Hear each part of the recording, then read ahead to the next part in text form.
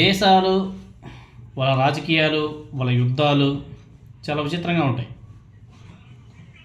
ఒక దేశంతో ఫ్రెండ్షిప్, ఆ దేశం ఇంకో దేశంతో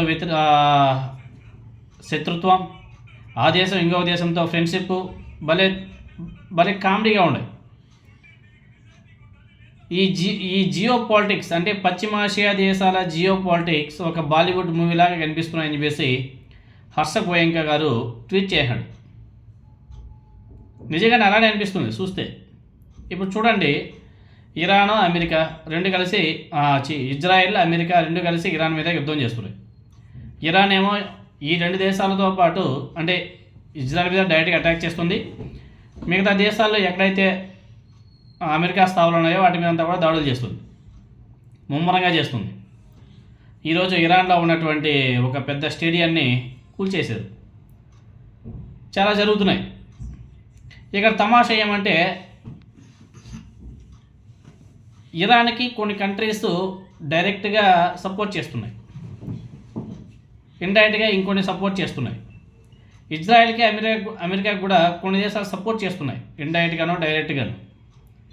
ఇక్కడ బాలీవుడ్ మూవీలాగా ఎందుకున్నాయి పశ్చిమాసియా పాలిటిక్స్ అనేసి ఒకసారి మనం పరిశీలన చేస్తే, ఇజ్రాయెల్ దేశం వెనక అంటే సపోర్ట్గా ఇండియా ఉంది. ఇజ్రాయెల్ దేశానికి ఇండియా సపోర్ట్గా ఉంది.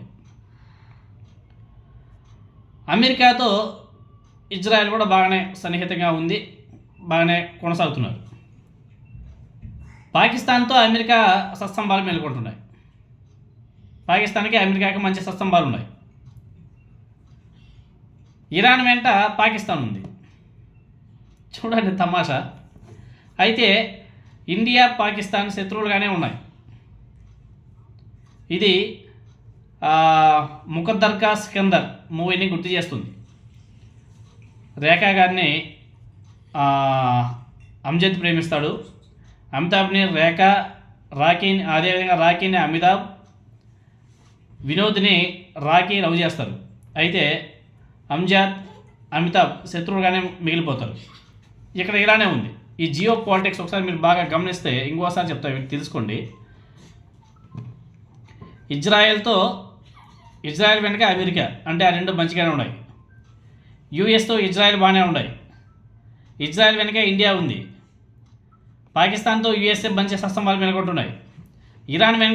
ఇరాన్ వెనుక పాకిస్తాన్ ఉంది. మళ్ళీ పాకిస్తాన్కి యూఎస్ఏకి మంచి సత్సంబాలు ఉన్నాయి. కానీ ఇండియా, పాకిస్తాన్ మాత్రం శత్రువులుగా మిగిలిపోయినాయి. కానీ ఇండియా ఏ దేశం ఉందన్నా సరే యుద్ధం చేయాలంటే ఏ దేశం కూడా ఇండియాకి సపోర్ట్ చేయదు. మన పాకిస్తాన్తో యుద్ధం చేసినప్పుడు ఏ దేశం కూడా డైరెక్ట్గా అంటే ఏదో వర్బల్గా చెప్పారే కానీ ఎవరు కూడా డైరెక్ట్గా ఇండియాకి హెల్ప్ చేసిన సందర్భాలు ఎక్కడికైనా కనిపించలేదు. ఎందుకంటే మన పాలిటిక్స్ డిఫరెంట్. మనం ఎప్పుడు చూసినా మతాల మీద బయట ఏడుస్తుంటాం కదా. ఈ మతాల ఎఫెక్ట్, ఈ మత రాజకీయాల ఎఫెక్టు మిగతా దేశాలందరినీ కూడా మనం శత్రువులుగా మార్చేసుకున్నాం. అదొక తలనొప్పి. ఇట్లా ఒక బాలీవుడ్ మూవీలాగా ఈ పశ్చిమాసియా పాలిటిక్స్ చాలా స్పష్టంగా కనిపిస్తున్నాయి. ఇంకా ఈ యుద్ధం ఎన్ని రోజులు కొనసాగుతాయో చూడాలా. ఈ మధ్యలో చైనా ఎంట్రీ అయింది. వాళ్ళు మధ్యవర్తిత్వం చేస్తారంట. అది ఎంతవరకు సక్సెస్ అవుతుందో. చైనా అంటే ఇంకా అమెరికాకి పీకల దాకా ఉంటుంది. వాళ్ళ మధ్యవర్తిత్వం అంటే అమెరికా ఒప్పుకుంటుందా చూడాలా. అసలే మన ట్రంప్ గారు బీభత్సంగా మంచి కోపంలో ఉన్నాడు ఇరాన్ మీద. స్టార్ట్ అయిపోయింది యుద్ధం, నెల రోజులైనా పర్లేదు చేసి ఇరాన్ని అంతమందిస్తామని చెప్పేసి ఆయన చెప్తున్నాడు. ఇంక ఇజ్రాయెల్ అయితే ఇంక బీభత్సంగా ఉంది. మరి ఈ యుద్ధం ఎంతవరకు దారితీస్తుందని చూడాలా. ముందు ఎలా ఉంటాయో అది కూడా చూడాలి.